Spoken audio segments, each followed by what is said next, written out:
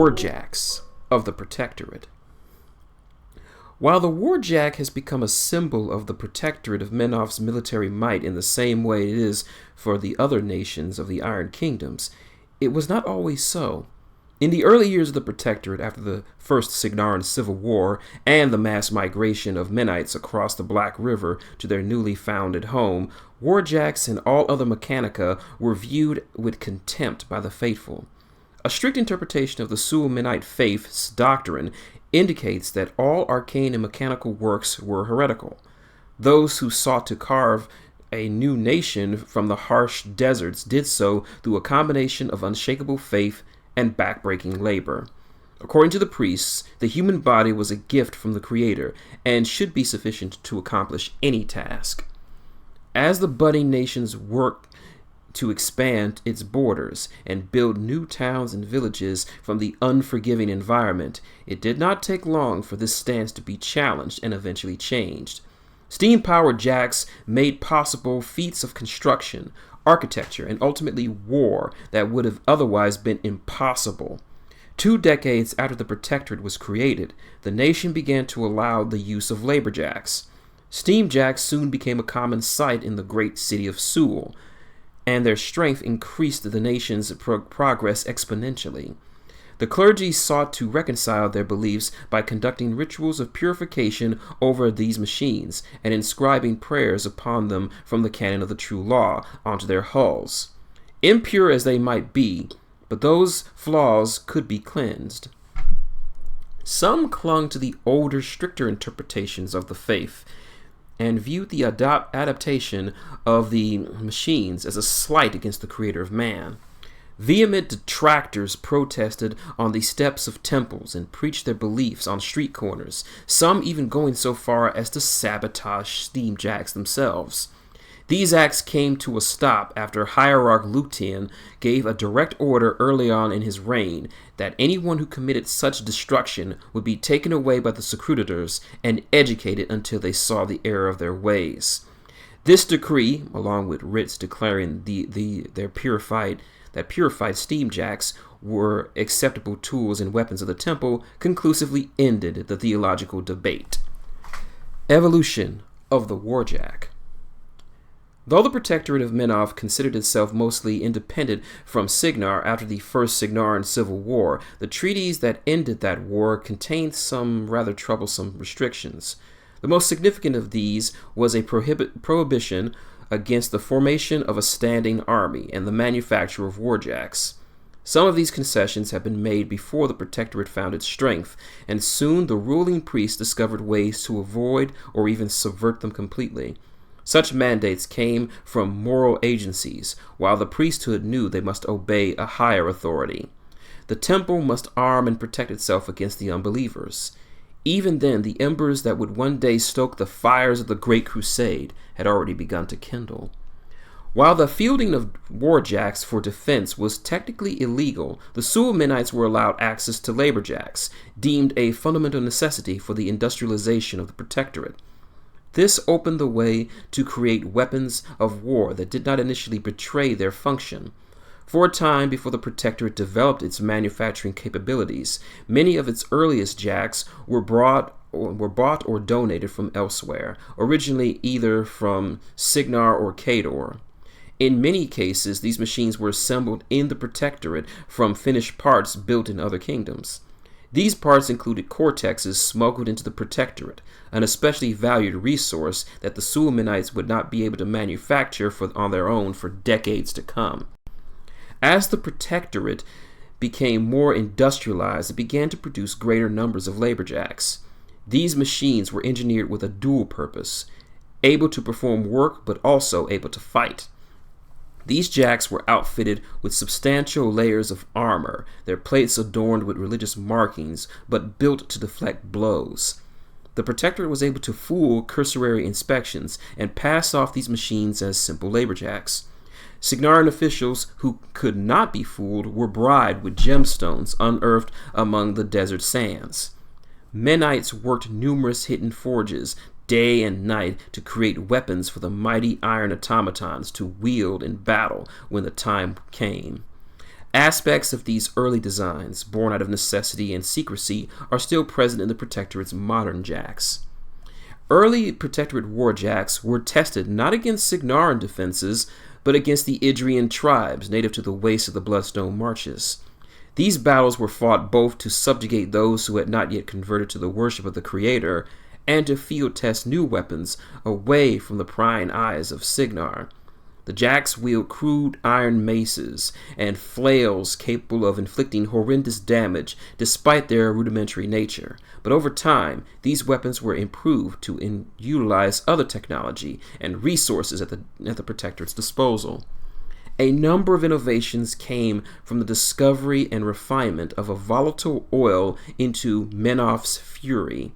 Highly flammable, the oil proved to be abundant below the arid deserts and was viewed as a gift from the Creator.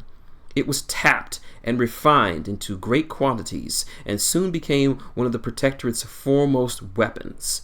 Flamethrowers armed with the crudest Menoth's fury were affixed to warjacks, though initial designs were nothing more than pipes and ignition systems attached to simple pumps.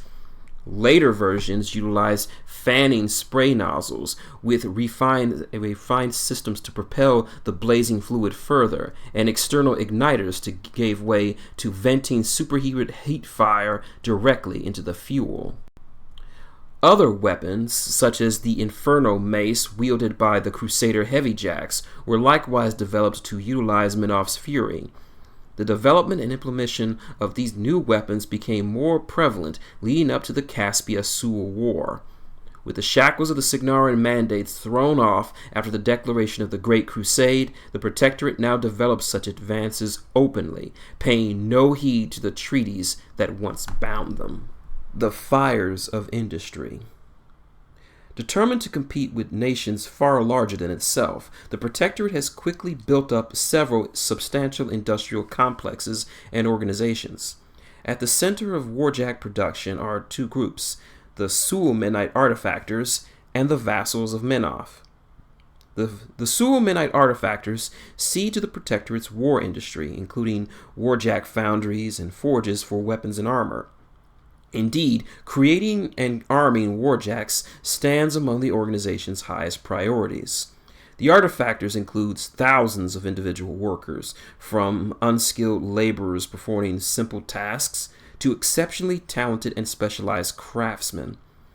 Due to their substantial body of engineering knowledge and many skilled iron and metal workers, the artifactors often consult on matters that are sometimes beyond their main purview, including helping to draft plans and for building new factories or other complex structures. In the shadow of the Tower Judgment is the Factorium, a massive complex that serves as the central compound for the Sul-Menite artifactors. The sprawling metalworks is part temple and part war foundry, housing hundreds of forges and smelting furnaces, as well as all the apparatuses needed for war. Hundreds of faithful Menite labor within, their efforts guided by priests subordinate to Visgoth Arch-Razek. The Factorium is the largest single manufacturing complex ever constructed by the Protectorate, and its operations are aided by smaller facilities producing machine parts in Emir. Many of the Protectorate's newly developed and most sophisticated warjacks are pretty much assembled here. Despite the considerable skill of the artifactors, their lives are regarded as expendable when compared to the necessity of the task in which they're assigned. Relentless production schedules are the norm, and those who fall behind in their duties suffer the lash or are racked, their lack of faith and conviction put on display for their fellows. It is not uncommon for artifactors to work from before sunup to after sundown, sometimes collapsing from exhaustion or heat stroke. Yet these artifactors know the importance of their role in the Creator's work, gladly giving up their lives in the service of Menoth as readily as soldiers of the faithful sacrifice themselves on the field of battle. The vassals of Menoth were established to free the Protectorate from reliance on smuggled or stolen foreign cortexes for warjack production. The foundation of this order was timely and necessary, as sources of smuggled cortexes dried up when Khador instituted tighter control over its military assets. The vassals are the only organization sanctioned to practice arcane magic within the Protectorate, and they can wield this power only to further the temple's mandate. This tightly controlled and closely watched order exists primarily to make cortexes for Protectorate warjacks, but it is also involved in constructing other necessary mechanica. The vassals are the arcane mechanics of the Protectorate and are based out of Emir in the House of Truth, a walled complex where initiates are brought and closely watched during training. Fully indoctrinated vassals are frequently sent elsewhere. Common destinations include the city of Leirin, where they join the Northern Crusade, and the Factorum near Tower Judgment, where they help the Sul-Menite artifactors produce vital weapons of war. In recent decades, the Protectorate has been able to cultivate significant arcanists within its own borders to fill the ranks of the vassals. Prior to this, arcanists required for the creation of warjack cortexes were abducted from neighboring lands and forced into servitude, and occasional enslavement of foreign arcanists persist, since such individuals can contribute useful lore and expertise. Disreputable smugglers visiting the black market around Dead Sands Bay by the Protectorate's coast still engage in this arcanist slave trade, enticing pirate crews to sell gifted captives with the promise of coin and jewel. Members of the Synod were so intent on the production of warjack grey cortexes that at one point a single arcanist would fetch slavers enough coin to feed the entirety of a Menite village for a single year. Divine Inspiration and the Dawn of the Colossals. Warjacks remain at the fore of the armies of the Iron Kingdoms, but the recent developments of modern colossals has elevated the conflicts between the nations on a new scale. Similar towering machines were once employed in the battles to drive out the Orgoth centuries ago, but the current generation is considerably more advanced and fearsome, if somewhat smaller in scale. Entire armies tremble at the sight of colossals like the Judicator and the Revelator. For the Protectorate, the call to build new colossals came as a divine imperative.